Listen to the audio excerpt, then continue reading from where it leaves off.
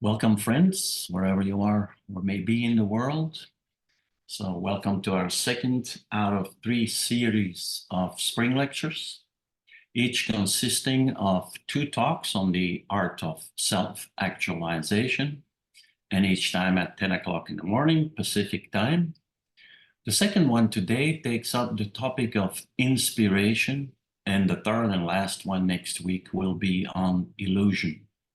As said last week, these talks are in essence focused on the self-induced and self-devised effort in our quest toward the art of perfectibility. Keep in mind that these talks only give a bird's eye view of the task we have set before us. I suppose we are all very much aware that we are dealing here with a process that runs over many reincarnations of incremental improvements.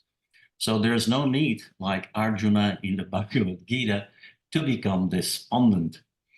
The teachers in which we have put our faith have gone through the same ordeal and experiences that we are dealing with, and they point out that the adept is not made, but he or she becomes.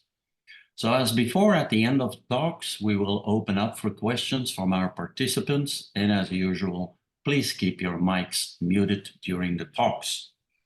Our first talk on inspiration will be given by Laura on the topic of metaphysical inspiration. Please go ahead, Laura. Thank you. H.P. Blavatsky begins her life's work by stating that hers is but a ribbon tied around the flowers culled from the wisdom religion. And in her effort, she gives us all we need to begin our own understanding of Theosophy. As students, we hope that what we share today will inspire. We know that the thoughts and ideas from these meetings will spread broadcast these seeds and these flowers of truth.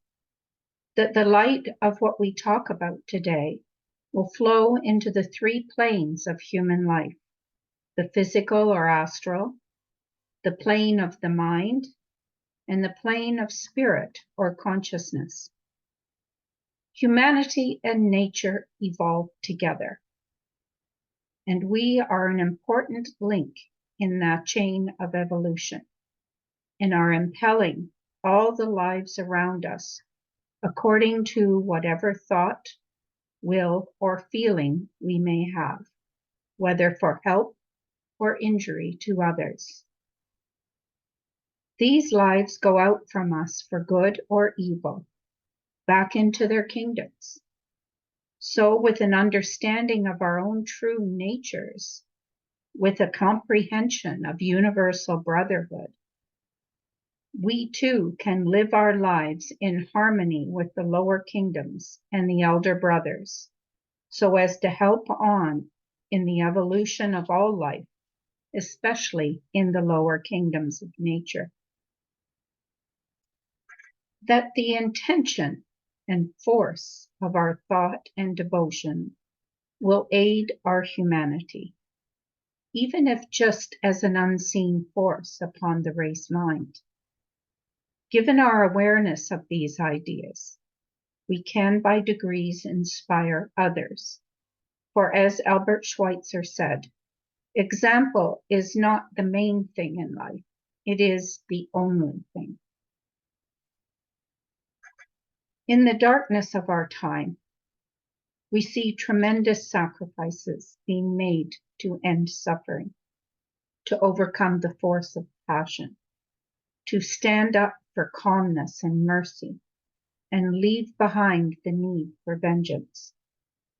This gives us tremendous inspiration to not give up, to not lay down our weapons of charity, harmony, patience, a sacrifice to truth, our energy, and our persistence. We are inspired by expressions of unity and service. We do not need to rush into dark places to help, but appreciating those who do, we can work where we are, to impress the lives around us through thought, word, and deed. This too has far-reaching results that we cannot see, but are nonetheless creating the harmonious effects of the future. Paying attention to what is around us with our heart.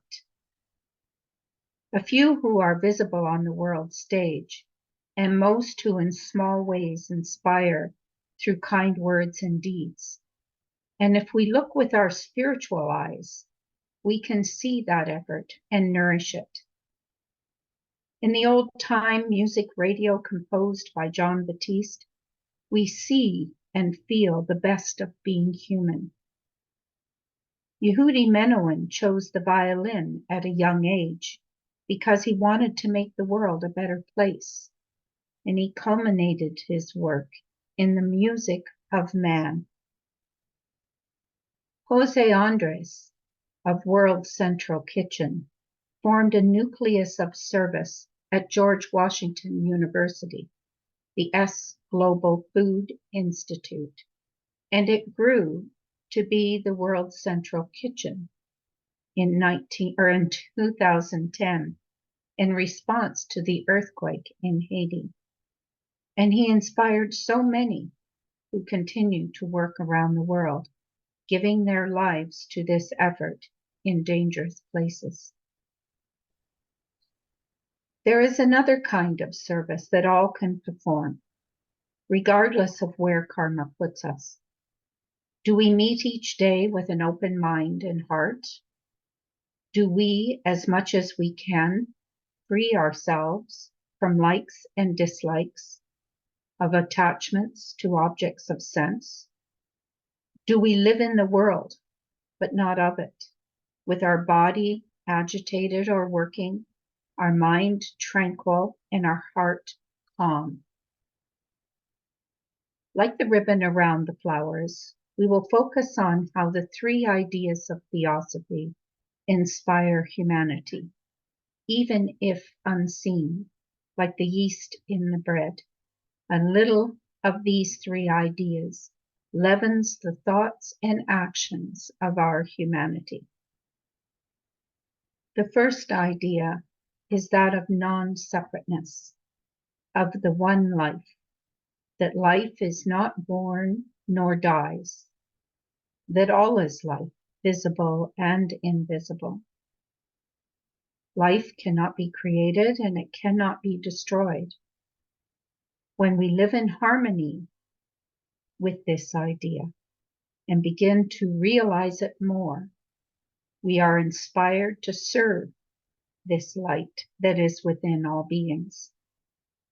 We become less attached to the differences, to our likes and dislikes, and begin to see the light behind the shadows. We begin to see causes and are less carried off by the effects. Thou art that, says Mr. Judge. And from a truer understanding of that, we can realize that we are the changeless perceiver, and so are all those around us.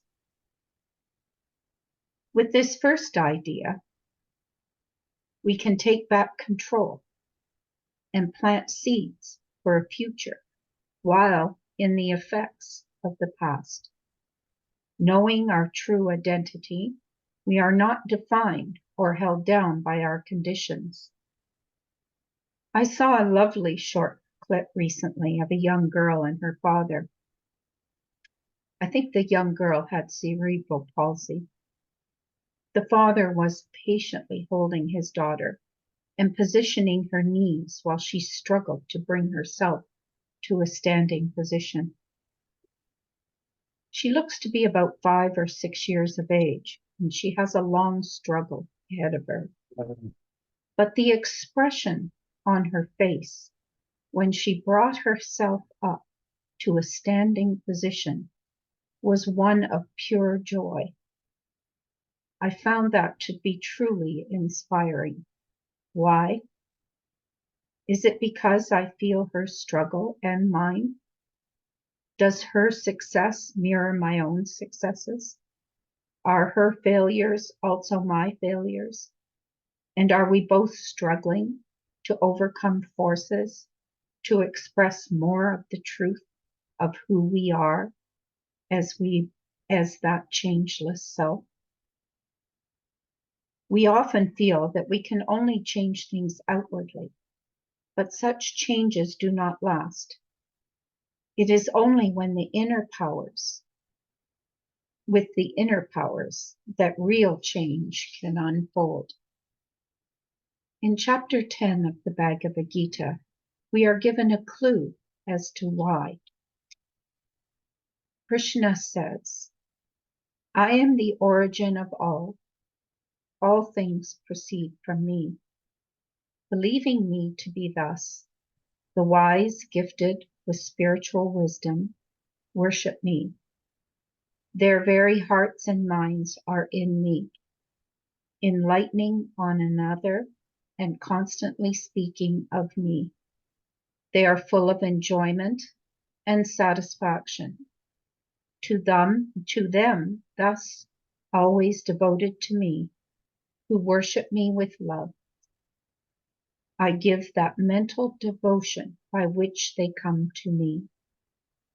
For them I do I, out of my compassion, standing within their hearts, destroy the darkness which springs from ignorance by the brilliant light of spiritual discernment. Further in the notes by Mr. Judge and Mr. Crosby, they say that all forces proceed from the one spiritual force. The seeker for truth and knowledge must see the one self in all things, and all things in the self. The world's sacred writings are addressed not to the temporary personalities, but to the individual perceiver. It is from within the individual that reformation can begin and must be consummated. This is done before any lasting change can manifest on the outer world. The study and application of the Bhagavad Gita, tend to break down all ideas based upon separateness and impress upon the student that the way of true knowledge of our divine perfections lies in universal service without distinction of caste, creed, sex, race, or color. As the voice so warmly states, knowledge is of loving deeds, the child. To finish this most important of all fundamentals, Mr. Judge gives direction for the right opening up of the inner powers along the lines of the ancient wisdom tradition, which is without risk and entirely beneficial. This advice is often ignored by ourselves, and in ignoring it, we create further obstacles for our evolution or unfoldment. And Pierre will read the 2 quotes from Mr. Judge. There is but one way to open the heart. That is by living the life.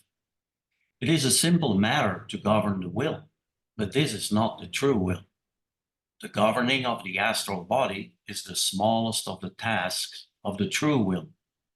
The will should be used to obtain wisdom, and when so used, it will control the astral body without effort. We should exert psychic powers only to benefit others, never to free ourselves from the disagreeable. Let your aim be to find God, your motive to know yourself for the sake of Theosophy and humanity, your desire to help humanity, and the true will be developed, the heart opened, and you will not only control the astral body, but all in the astral. You must seek beyond the astral for powers, but it is not wise to desire the acquisition of powers. Let your aim be beyond that, and the powers will grow of themselves. If you desire to help humanity, then you possess the true motive. If you use your will in this cause, wisdom, peace, and all the powers will be given. And the second one, a person can have no attachment for what he does not think about. Therefore, the first step must be to fix the thought on the highest ideal. All the various changes in life, whether of a material nature or solely in mental states, are cognizable because the presiding spirit within is not modifiable. The perceiver of these changes is the inner man, the self. All objects and all states of what Western philosophers call mind are modifications. This self must be recognized as being within, pondered over, and as much as possible understood if we are to gain any true knowledge. The one consciousness pierces up and down through all the states and planes of being. The one consciousness of each person is the witness or spectator of the actions and experiences of every state we are in or pass through. Thank you. This self, the most important of the three great ideas, which in essence are only one, for the other two are but aspects of the self. That is law and evolution or unfoldment. We cannot see life or consciousness, but we can see its reflection in nature and in the truth and beauty around us, as it is reflected in the actions of our humanity, in the selfless actions performed each day. We see it in our struggle to alleviate suffering and uplift the human spirit through art, dance, and many human endeavors. Each expression lifts us beyond the mundane, the making sacred of our everyday life by recognizing that behind every personality and form is a spirit striving for greater expression through the limiting form or condition. Then we begin to realize, in ever-widening degrees, the eternal nature of life and consciousness beyond the forms, and we relate more to that changeless spectator and less to the temporary conditions. Our devotion shifts, and we begin to sacrifice the personal to the divine. What is inspiring to see is to see that this is being done by our humanity in greater or lesser degree all around us, and in joining in that effort with the uniqueness of our own nature and condition, we work with the same intention. We recognize all who are engaged in this true service. The second idea that inspires us is that this is a universe of law. This law is inherent within us and is not imposed from without. An understanding of this law brings us to realize that we are the makers of our conditions, and through this same law, we can change those conditions for better or worse.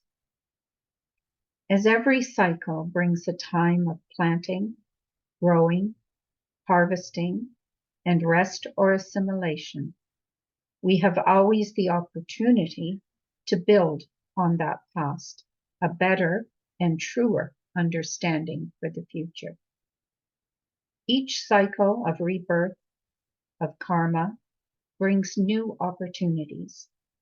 Each day brings those same opportunities as well, as does each year and each stage of our human life. The cycles bring us into the world of manifestation, a world of light and dark, pleasure, pain, good and evil. It brings us into the world of change, where everything is temporary and conditions are endless.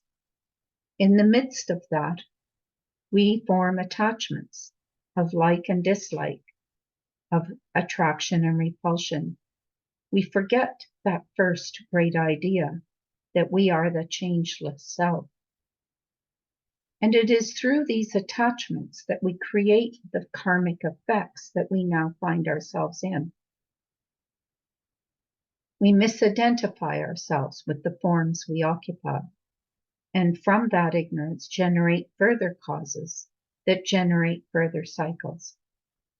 If we remember the first fundamental, we can begin to take hold of these cycles of change and evolve or unfold the new awareness that we have now.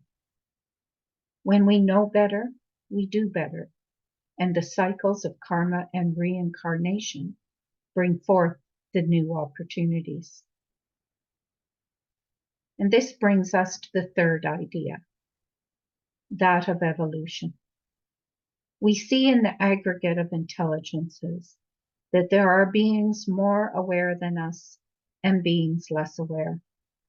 We see that we are dependent on them and they are dependent on us. We are all links in that chain that cannot be broken. In this evolution, we do not fly off to be with other intelligences, but continue to evolve and lift the intelligences which surround us. There is no point in changing channels. We need to work on the one we are in now and transform it. We cannot abandon the lives of this planet and fly off to another. There is no making a mess here on Earth and then flying off to Mars to start again. The law of cycles, of cause and effect, will bring us back to continue the task. For we cannot raise ourselves without raising nature. Humanity and nature evolve together, not separately. And the lives that we are with today will be the same lives in our future forms. As Oliver Wendell Holmes' great poem, The Nautilus, indicates, build thee more stately mansions, O my soul. Let the sweet seasons roll. Leave thy low vaulted past. Let each new temple, nobler than the last, touch thee from heaven with a dome more vast, till thou at length art free, leaving thine outgrown shell by life's unresting sea. In building our awareness, we need the sun, the air, the sea, and the earth.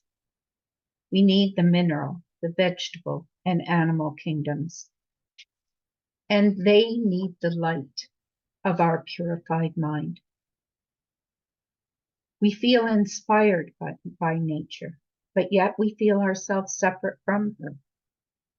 Canadian scientist David Suzuki came to realize that if we're going to save our earth and the environment, we need to look to our spirituality. We need to look to the inner part of our being and make the changes there. Our feeling of oneness should be paramount. And we should not ask what nature and the great teachers can do for us, but we should ask what we can do for them. We can replace our personal will with divine will. We can purify our mind and heart by acting for others. We can roll the stone of separateness and selfishness away from our temple, our sevenfold nature, and let shine forth the Christos, the light. For no matter what our condition, this we can all do. We have the example and the inspiration of our great teachers who have been relentless in following our progress and shining the light of our potential whenever the cycles permit. Thank you.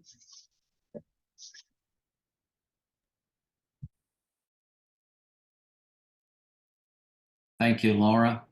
You know, friends, Laura, at the bottom of her email she sent, has a very interesting quote that fits very well with today's topic. It's a quote by Iris Murdoch, and it says, "We are anxious to improve our circumstances, but unwilling to improve ourselves."